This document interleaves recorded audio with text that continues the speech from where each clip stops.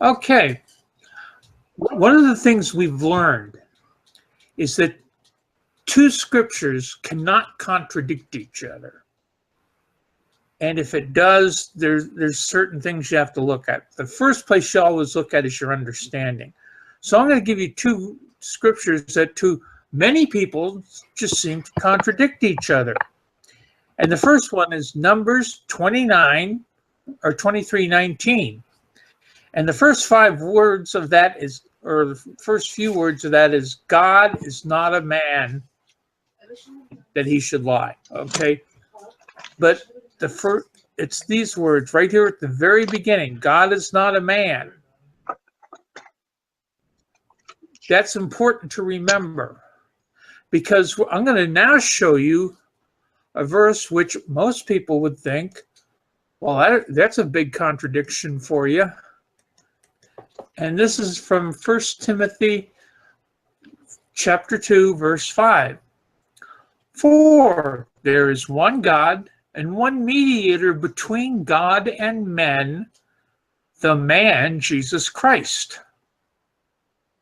Well, a lot of people teach that Jesus Christ is God.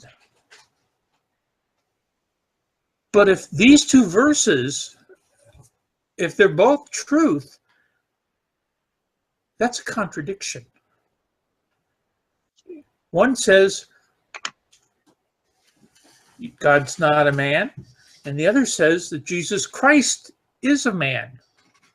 So how can that possibly be?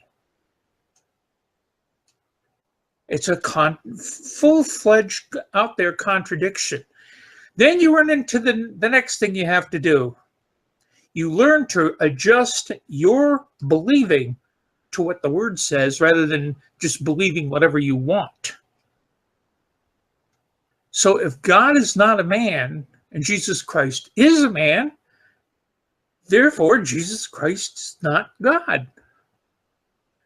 Now you can throw, I know you're out there planning on throwing 100 verses at me, and we can deal with all these verses. There's no question about that. We can deal with all the verses.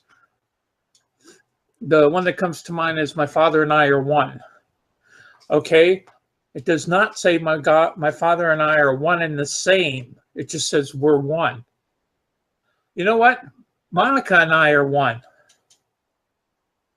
Right now we are one because we both want this teaching to go out there and to be dynamic and blow people's doors off and get them to consider it.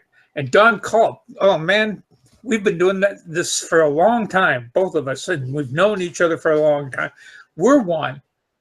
And Chris is one with me too. And if Mike was here, he'd be one. And if Chandra was here, or Alan, or anyone else, they would be one. And what we do is we have to adjust our thinking to what the word says.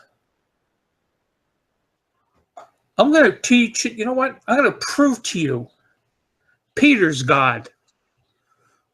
Give me just a second here. Look at right here at verse 25. And as Peter was coming in, Cornelius met him and fell down at his feet and worshiped him. Since we worship God and Cornelius was worshiping Peter, that makes Peter God, right? No, Peter may have been many things, but God is not one of them. The next verse says, but Peter took him up and saying, stand up, I myself also am a man.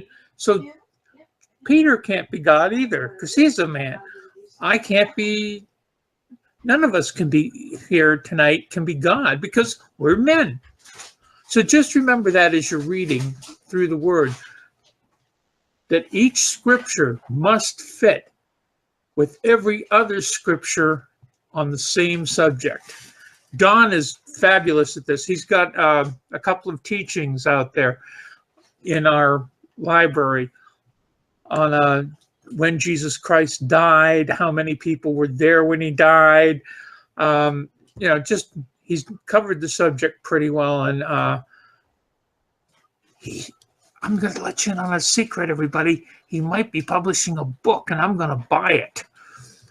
All right, so in any case, just remember, adjust your thinking to what the word says and not the other way around.